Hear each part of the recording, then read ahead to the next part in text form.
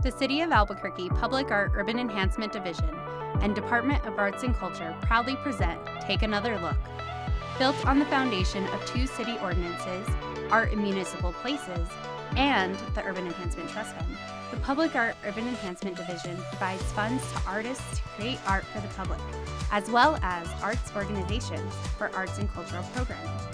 Join us as we discuss everything related to funding artists in the public realm with host Joni Palmer.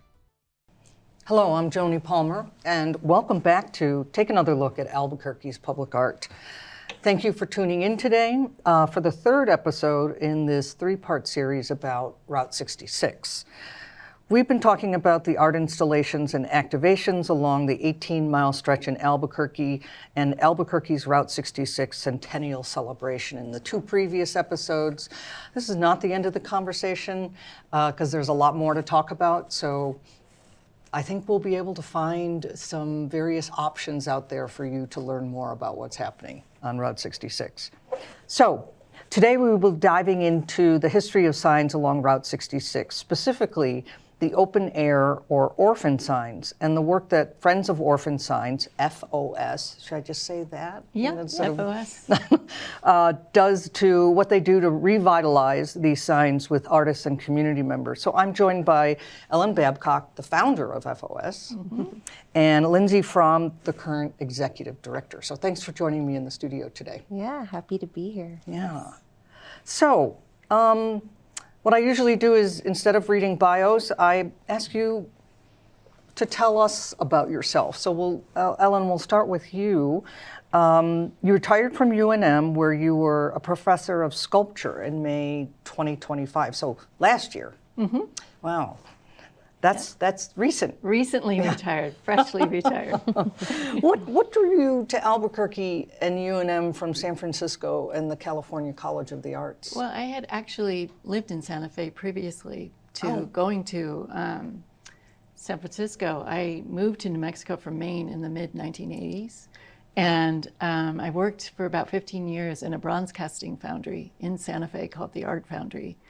And I eventually wanted to go to graduate school, so I went to San Francisco, and then when I completed that program and was looking for jobs, I was just thrilled to be offered a teaching job back in New Mexico because I loved it here. So I still love it here. That's pretty awesome. Yeah, it's great. Most of us chase jobs down to wherever we can find them, right? I got lucky. So how long have you been working as an artist and as an educator? I would say as an artist about 30 years, and as an educator 25. Okay. And I've enjoyed both. And at times they've been very compatibly reinforcing, and at times they've been at odds with each other. But I've learned so much from both practices, from teaching and from making art. And of course, there's so much overlap. Right, right. And are there any particular themes that your practice or teaching and scholarship that you want to highlight, that you want to tell the audience about?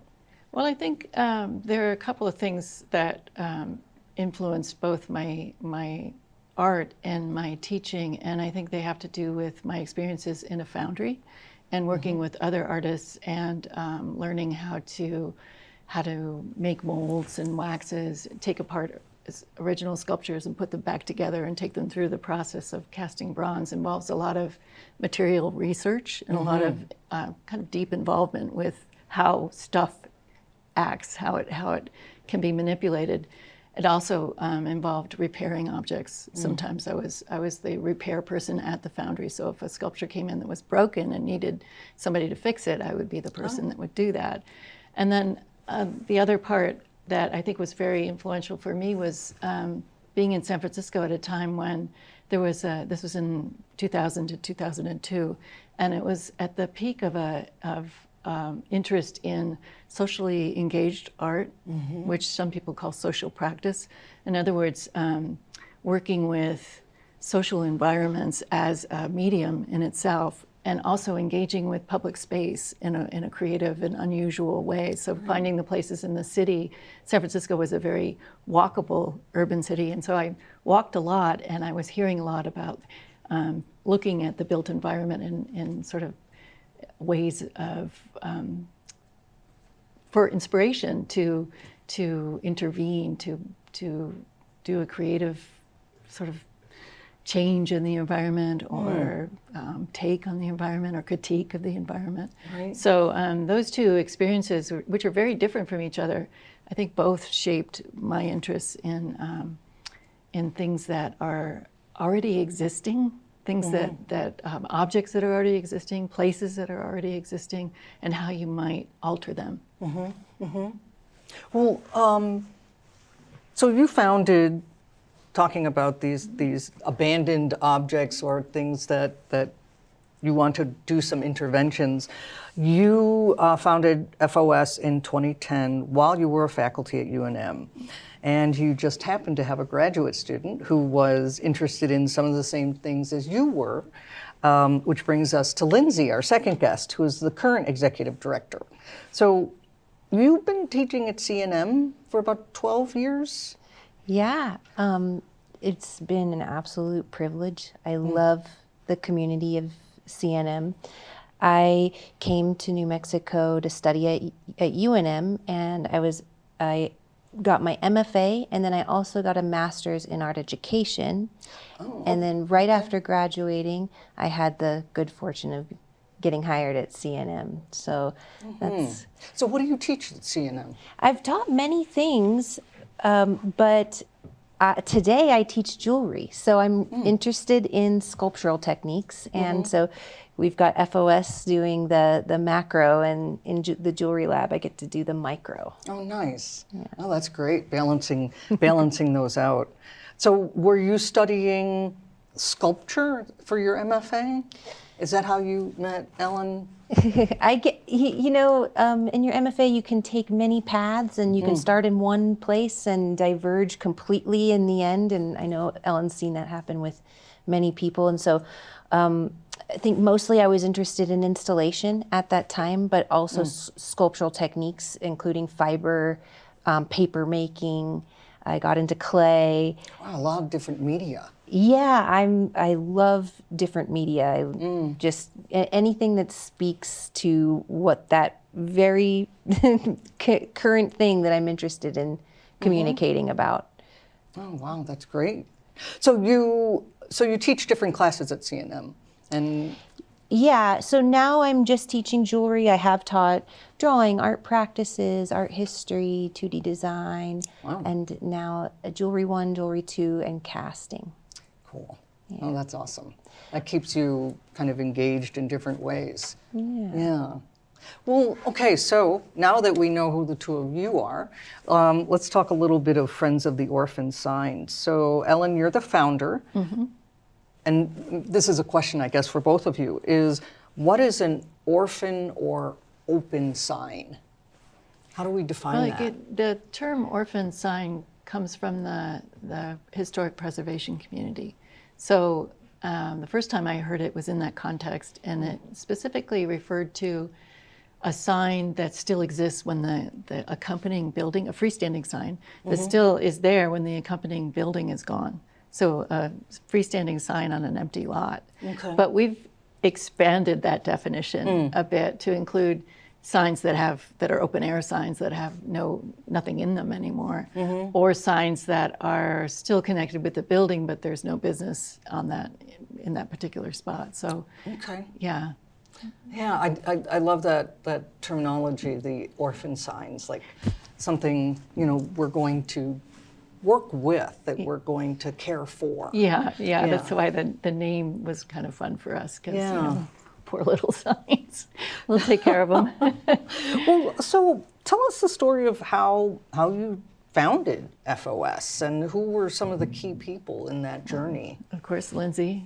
And it was part of being new to Albuquerque. Although I had lived in New Mexico, I had lived in Santa Fe, and I had not lived in Albuquerque. So being relatively new to Albuquerque, my experience of the city was as someone driving through it, but not walking.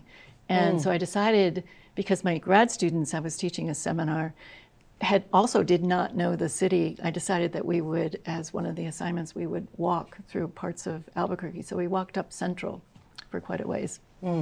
And This was in 2009, and the Great Recession had just happened, so many businesses were gone, and so many signs were completely skeletal. So it struck me as a potential. I just had this idea that these could be sites for public art, since they're sturdy, they're so visible, they're made to be visible. And it seemed as if nothing was going to be happening quickly with them, that they could be sites for artwork. So I approached my class with this idea. We formed an after-school art club at Highland High. The class? I was not in that class. That was my first semester of grad school, and I was in a graduate seminar of the new class. And I had seen one of the signs when I was on the bus. I didn't have a car. I was taking the bus back and forth to the hardware store, and so I mentioned it in that seminar, and the instructor right away said, well, that's Ellen Babcock. She teaches here. You need to meet her, clearly. Oh, that's great. Yeah. That's great. The first interventions were really simple because there were some signs. The Tradewinds sign, where the old Tradewinds Motel was still there, and it had a reader board, the track that you could put letters up on.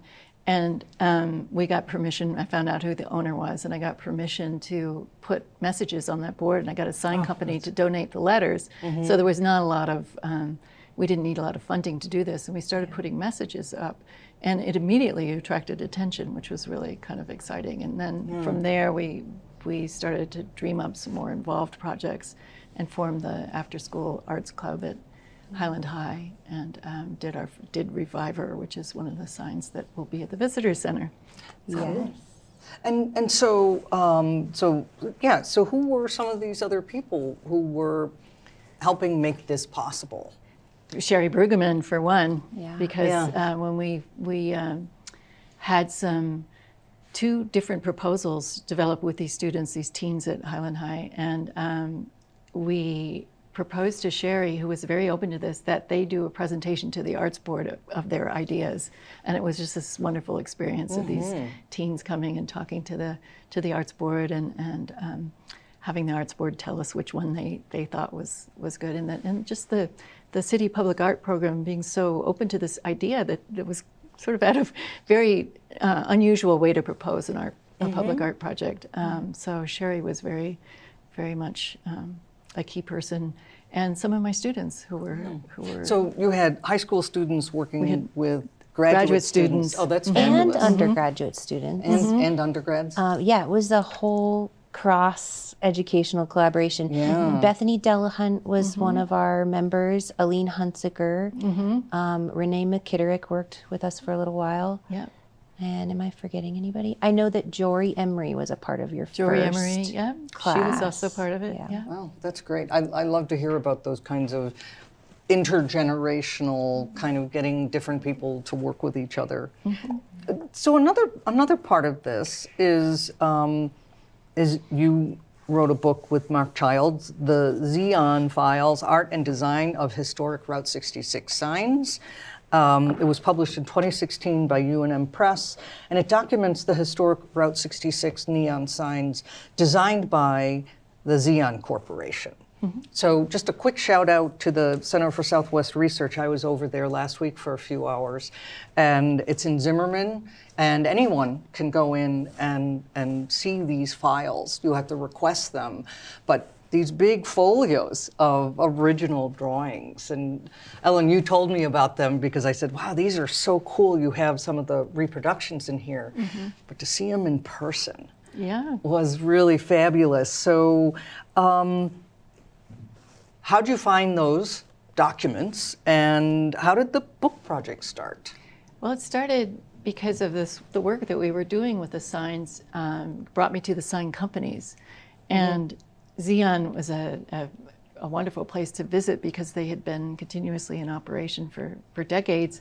And I would wander through they would let me wander through their junkyard and look at all the interesting things out there. And one day there was a series of metal drawers full of these yellow envelopes.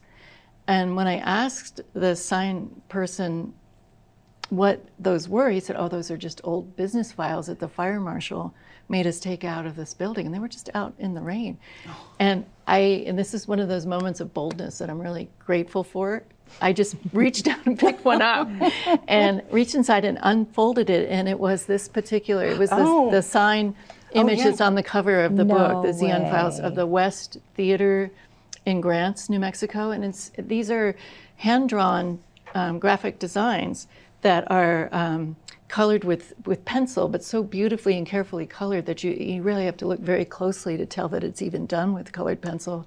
And it just struck me. And they're on vellum, this transparent, very delicate paper, so they're just aesthetically very pleasing. And they're written on with all kinds of notes and instructions about what to do with, the details of the sign you learn construction. a lot reading all those different notes and calculations. Yeah. So I told them, these things are really wonderful. You could sell them on eBay or something. And they're like, they're just old business files. And so I would go back, a couple of weeks later, and they'd still be there, and be rained on. And so eventually I said, I'm taking these for preservation. They said, fine, take them. Please. So they were very, very generous, and there were hundreds and hundreds of them. And then Mark Childs, I showed them to Mark. And he got really excited. He said, I think there's a book here. So, that's a great we worked collaboration. together. Ellen, maybe there's a second book, because I went back to Xeon recently, and they have a whole room of those files, They of have those more? envelopes. Oh my goodness. That old from the 60s, 50s, and I'm pretty 60s? sure. And they even said, hey, you want to look up that old sign that you've been asking about? Just tell us the address. We'll go more. check it out. There are more. We'll see if we have it. Wow. Yeah. Yeah, because the Center for Southwest Studies has a lot already. Yeah. Oh yeah, they have hundreds, but I saw an entire room full Yeah, be great. I love it. in their old neon lab. Yeah. Well, let's move over to that in terms of how you originally started working with FOS and then you became executive director. Can you tell us a little bit of that story? Well, I originally started working with FOS because I saw the poetry on the Tradewinds reader board and knew I needed to be a part of that. So I came to UNM as a graduate student after getting an undergrad at UC Santa Barbara, where I was able to study letterpress and book arts. Nice. And so that really made me attuned to language in the environment and also typography. And seeing that, and I had recently watched the movie Helvetica, where they're talking about, language in the built environment. And when I saw that, I knew that I had never seen anything like it anywhere. Do you remember what it said? I don't remember. I know that I clap for you in my head all the time, which is my favorite. I know that I saw that one, and I actually made a little sign, like an outdoor sign, and it's in my garden, and I see it every day. Oh, that's fabulous. Yeah. Wow. It was really special to see that. I mean, when you're in a new city, you don't know anybody, and there's this encouraging message for absolutely no reason. Right. And for everybody. And for everybody. Yeah. And so That feels good. It was really fun to get involved because Ellen is just such a playful person. And so it was like playing. We went out, we would talk to people at the bus stop. We started putting a text phone number up on the board, and that people would text us, and we'd have conversations back and forth, and people at the bus stop would tell us what to put up. Remember, you have to keep your boots clean or something was one that came up just on the through spot. conversations. Yeah, it was a really beautiful way to get to know a city and the people that live there. Wow. So then you just started working with FOS and and eventually... I just connected so deeply with Ellen. We had just enjoyed working together so much. So I never really wanted to quit. I did get tired when I started having kids and wondered, can I keep doing this? But I don't know. I mean, the people that I meet, both artists and community members, it brings so much joy. There's nothing like it. Yeah. I really love working with the community through these Orphan Signs. Yeah. Well, that gets me to my next question is, FOS is described as a, quote, collaborative public arts organization. So how is it that you work with artists, with various people, community members, organizations, businesses? Tell us a little bit about how that collaboration. Yeah. Well, my thought is that I can tell you how we have collaborated, but what I'm really interested in is constantly innovating what collaboration can be. And Ellen taught me this. What are the different ways that we can communicate with people, that we can make art together? Does it have to be in person? It can be workshops, it could be students, it could be elderly folks at a community center. It could be out impromptu in public. It could be a design charrette. It could be a group of professionals from the community. It can be a group of little kids. It can happen out in nature. I did that once. So with every project, we form a new collaborative relationship. Okay, so there's not a formula. No, not at all. Yeah.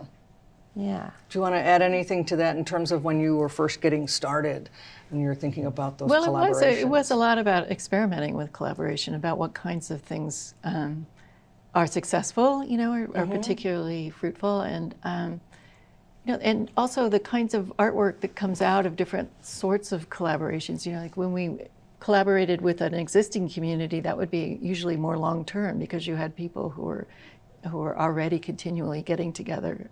So we would work over a month or 6 weeks with a group.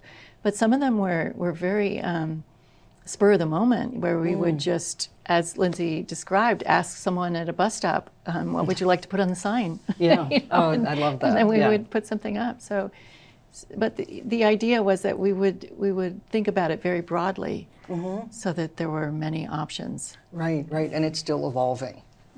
Yes. Yeah. And we're always accepting innovative ideas. Okay, that's whoever's listening out there. Exactly. If you have ideas. Well, there's 4 projects I'd like to talk about, and let's see if we have enough time to talk about them. One is Reviver.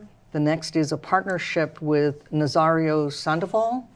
The third one is the new Iconic Signs exhibit. That's going to be, it opened on the 4th at the new Route 66 Visitor Center, and then revamp Route 66 sign inventory. So which would you like to start with, the very beginning? We could talk really briefly about Reviver, because that's the one where I was heading up the projects. The others are more Lindsey's specialty. Reviver was just, that was the one where we worked with the Highland High School Art Club, and we took the proposals to the Arts Board, and we were very happy with how that one turned out. It was, to begin with, it was a shape that was kind of striking because it had this tall spire and sort of a shield shape to it, and it was a true orphan sign. There was no building on the lot, so it was visible from quite a few angles and from quite a ways away. So we learned a lot. I learned a lot from that project about collaborating, about working with the team's idea, and then in some places, sometimes coming back to them with some suggestions about ways it might be altered slightly to be more impactful. I learned a lot about the fact that signs are seen from a distance, and so you have certain parameters that you have to work within in order to make an impact. Right. I learned a lot about how to stand out from the advertising that's around it. How do you actually make your artwork distinct from that, so that it does get understood as something that's non-advertising? Right. And those kinds of things became really important to thinking about how these artworks could function. So. And it was great you were a part of that you were learning as you were just starting out. And I have to say, that project is what got me interested in Photoshop and Illustrator, which now is our bread and butter. Right. We can't do anything without it. Right. Yeah. Well, what about let's talk about your partnership with Nazario Sandoval on two of the projects for Route 66 Remixed. Yes. So Nazario was tapped to do murals with the city, but he had this idea to actually turn some empty signs into murals. And so what he wanted to do is put hubcaps, like a grid of hubcaps on one of them and license plates on another. And of course, the folks of the city thought, yes, that absolutely. This is Albuquerque. Yeah, that sounds amazing. So they were talking it over and thought, well, we better bring Orphan Signs in to help us, to be a liaison, to help us figure out how to work with the sign and also to help us access these signs. So I was really a contractor for the most part in that I was facilitating finding the signs and then helping Nazario figure out what is the size of the sign, what are you going to need to install it. So just bringing in the knowledge and the people that I already knew. Right. And this is us having 15 years in this business now gave us the ability to do this work for others. Right, so it's not really our work when people talk about Nazario's signs and they say FOS, we assisted. Nazario made these. And he and his dad actually welded all of those hubcaps to a frame that they created. And then that was bolted onto the sign in the International District. And it is beautiful. If you've seen it in person, the light shines through both sides. You can see the holes between the hubcaps and within the hubcaps. And it's like metal doilies on the sky. I'm just in love with them. Yeah. And then the license plates, that was an interesting.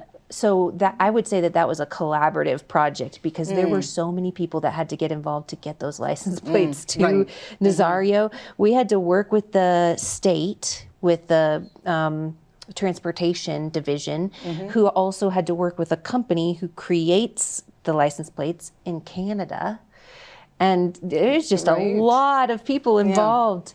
And it ended up being like 720 license plates in total on that sign. Wow. Yeah, that makes sense. Wow. So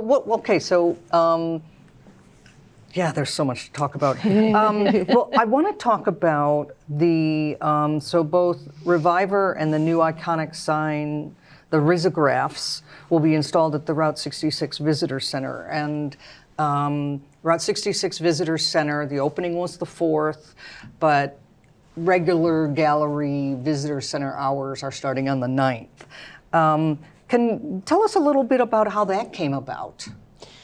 Well, a lot of what we have done has come about from Ellen and I, for instance, relaxing on her porch and having a conversation and just dreaming up like what could we do? And so we were thinking about what would new iconic signs be? What would they look like? How can we define this time, this era through signage? And we thought, hey, let's just pitch this idea of like a charrette to public art. Just unsolicited, write them up a little budget, tell them what we want to do. They loved it. They approved it. I was not expecting that. And so they said, let's do it. Let's hire 10 artists. So we want you to run it. One piece of that is that we collaborated with Risolana, which is a local risograph studio here in the South Valley of Albuquerque. And so they were our partners throughout this entire process. They helped us develop the curriculum, and they helped us organize the space, and then they printed these artworks for each artist. So every artist, we had 2 groups initially of 5. And we had 5 signs that we wanted them to create designs for. And so the first group, they had 5 unique signs. The second group had those same 5 signs. So 2 artworks were made of each sign. Right. After we finished, and Sherry was thrilled with what happened, she said, we want you to do it again, do a third, and then have an exhibition and show all 15 artworks. Wow, that's great. So that's what people can see when they go to the visitor center. 5 different orphaned signs throughout Albuquerque, though some of them aren't orphaned anymore because of our interventions. And then 3 images of each of those orphaned signs so that you can see variations in how different artists and thinkers would approach renovating, revitalizing, renewing one sign. Engaging with, right? Well, I wish we could talk longer, but I'm going to have to wrap us up. So any final thoughts that you want to share with us? There's still lots of empty signs out there. Yes, there are. Yes, there are. There's so many. And we just want people to know that you can trust us with beautifying your signs. I think we have a track record of making really beautiful objects and that have been highly appreciated by the community. So if you have an orphan sign and you don't know that you're gonna need it for the next few years, we can make a temporary installation, we can make semi-permanent, or we can even do a permanent revitalization. And then of course we've got this wonderful Instagram that we've really been putting a lot of love and care into, and we want to feature your sign. So what's your Instagram? It's at Orphan Signs. So all lowercase. All lowercase. At and it's Orphan called Signs. Love Letters? Well, that is one campaign that we're doing. Love Letters to Signs is a campaign, so you'll see 1 or 2 of those posts every month. And we're asking folks to send us an image of a sign that they love and then a little love letter. And we were kind of inspired by the Alibis, I Saw You. Okay. If anybody remembers that. Classic. Misconnections. So. Okay. Misconnections for Signs. That's great. On Orphan Signs Instagram. So check out the Instagram at orphansigns. Just that's at Orphan Signs. The website is at orphansigns.org.